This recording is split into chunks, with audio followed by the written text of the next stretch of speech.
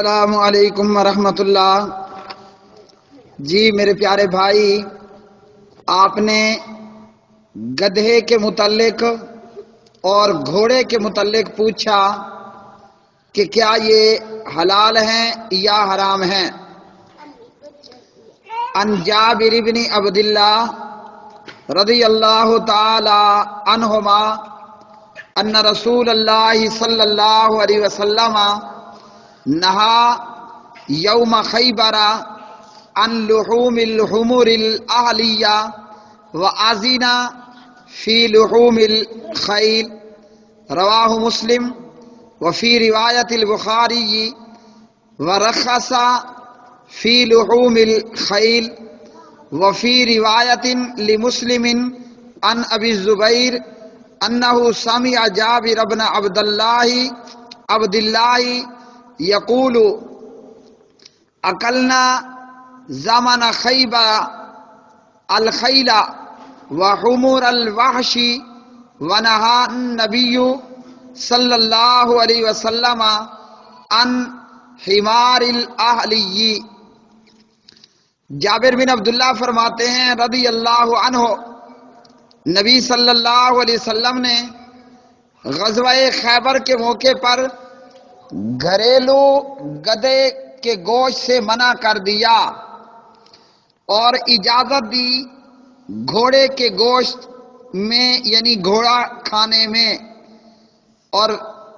صحیح بخاری میں الفاظ رخصت دی گھوڑے کے گوشت میں، اور مسلم میں ابو زبیر فرماتے ہیں کہ انہوں نے جابر بن عبداللہ رضی اللہ تعالی عنہ کو سنا۔ جابر بن عبداللہ فرما رہے تھے، ہم نے خیبر کے موقع پر گھوڑا کھایا اور جنگلی گدھا زیبرا کھایا، اور نبی صلی اللہ علیہ وسلم نے گھریلو گدھے سے منع کر دیا۔ اسی طرح میرے پیارے بھائی ان اسماء قالت نہرنا فرسا علی عہد رسول اللہ صلی اللہ علیہ وسلم فاکلناہ، رواہ مسلم وابن ماجہ۔ اسماء فرماتی ہیں نبی صلی اللہ علیہ وسلم کے عہد رسالت میں ہم نے گھوڑے کو ذبح کیا اور اسے کھایا۔ اسی طرح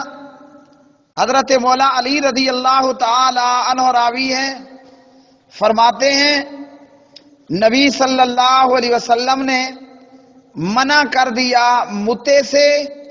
اور گھریلو گدھے کے گوشت کو کھانے سے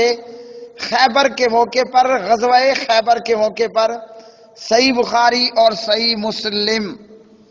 تو میرے پیارے بھائی، ان احادیث سے ہمیں معلوم ہوا جسے جابر نے، ابو زبیر نے، اسماء نے اور مولا علی المرتضی رضی اللہ عنہ نے روایت کیا، گدھا حرام ہے گھریلو جسے ہم کھوتا کہتے ہیں، اور گھوڑا حلال ہے۔ اسی طرح جنگلی گدھا جسے زیبرا کہا جاتا ہے، جس کے جسم پر 2 کلر کی پٹیاں ہوتی ہیں، تو گھریلو گدھا حرام، گھوڑا حلال اور زیبرا بھی حلال ہے۔ یاد رکھیے، دیوبندی بریلویوں نے کہا کہ گھوڑا کھانا مکروہ ہے، اور خود دیوبندیوں کا یہ قول مردود ہے، اور فقہ حنفی عالمگیری میں یہ لکھا موجود ہے کہ کسی نے گدھا اور کتا ذبح کیا اور اس کا گوشت بیچ ڈالا، جائز ہے، جبکہ عالمگیری کا یہ قول مردود ہے۔ واللہ عالم بالصواب۔ شکرا یا ربی شکرا، هديت قلبي شكرا، نورت دربي شكرا، شكرا